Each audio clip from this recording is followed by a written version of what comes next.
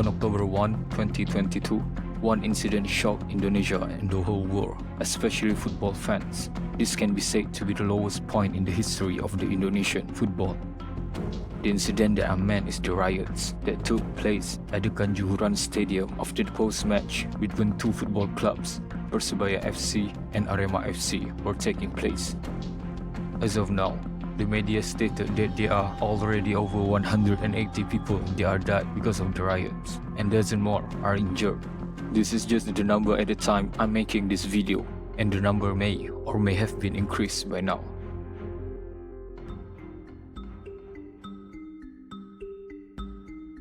Based on the Twitter post by a witness who was at the Kanjuruhan Stadium, Mr. Rizky Wahyu, he told the complete chronology of what he experienced starting from the match kickoff until the start of the riots.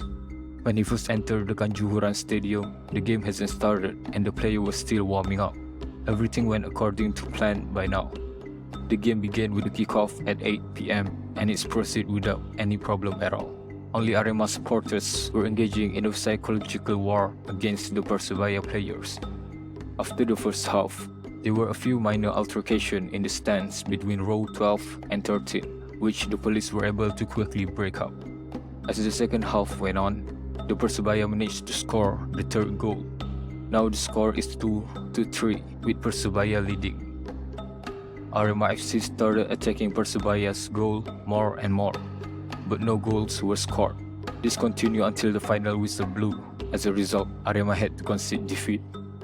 The Arema players bent down as a way of saying that they were sorry for losing the game. Coach and team management from Arema made their way over to the east stand and apologized to the fans.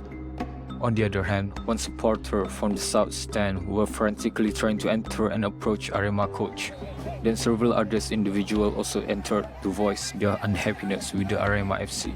However, as more people get down to the field, the situation in the stadium becomes more chaotic as people enter from different parts of the stadium to express their dissatisfaction with the players. Here's when the riots began. Numerous things were thrown towards the field, and the crowd began out of control. The players were finally guided by the authorities into the dressing room. After the players entered, the fans get even more out of control and the officials tried to fight back the rioters, even with means of hitting them using sticks. When the authorities tried to push back one side of the stadium, the other side began riots.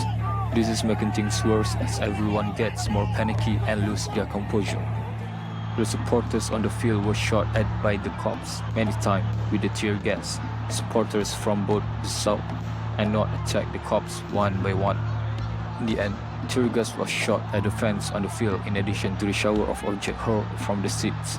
Tear gas has been blasted in countless number of directions at the fans, and it has engulfed the whole field. Some of the shots were directed at the stands. The tear gas induced fear among the fans, caused chaos to spread across the stands. When the supporters fled in search of an exit, they were unfortunate to discover that it was already crowded.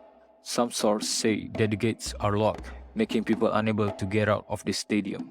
Many ladies, elderly, and children who appear claustrophobic and helpless are unable to join the masses in leaving the stadium on their own. They appeared to be completely covered with tear gas. There was a traffic bottleneck and every exit was packed. Due to the tear gas that had been thrown in numerous directions, they were crammed within the stadium. They were unable to leave the stadium because of the congestion. Due to the effects of being trapped in the stadium full of tear gas, many people were lying down and passing out inside and outside the stadium. Around 10:30 o'clock at night, there were also riots happening outside the stadium with supporters and police beating up each other and even burning cars nearby. The atmospheres were unthinkable. Many fans were lame, fans were soaked in blood, cars were smashed, the yelling, cursing, and people throwing out bricks and sticks all over the place. In other words, it was a complete chaos and disaster. In my honest opinion, many red flags should not make the riots escalate further, both by supporters and the police who guard the stadium. The first is the supporters who go down to the field to approach the players and officials. In my opinion, it can be said that if that one supporter does not go to the field, then the other supporters will not do the same because it is a domino effect. Yes, indeed, it only started with one person, but over time, Others will also join in until the situation became out of control. The second issue is the way of police in guarding the supporters, because in the video of the evidence that surfaced online, there are officers who use violence by beating and kicking supporters even though they are harmless and have fallen to the ground. There is also evidence showing officers firing tear gas into the stands, where people are only just sitting and watching the riots. These people include women, the elderly, and children who are choking helplessly due to the tear gas.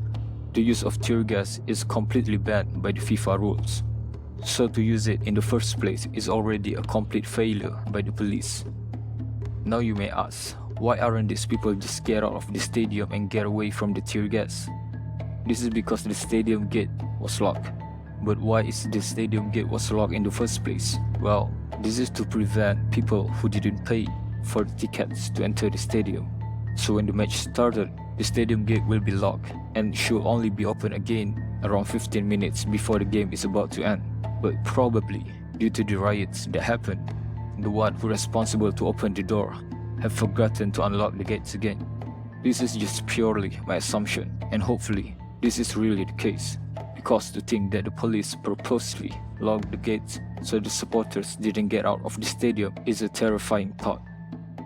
As a result of the panic caused by the tear gas release that covered almost the entire stadium, make people that are unable to move were trampled by other supporters who joined in the panic. They also may not know that they are stepping on people because of the difficulty of opening their eyes and limited vision due to the chaos and the smoke. As of now, the number of people who lost their life continue to rise. I just couldn't fathom the feeling of the family who lost their loved one in this tragedy. This is by far the darkest and the lowest point of Indonesian football history, and presumably the world.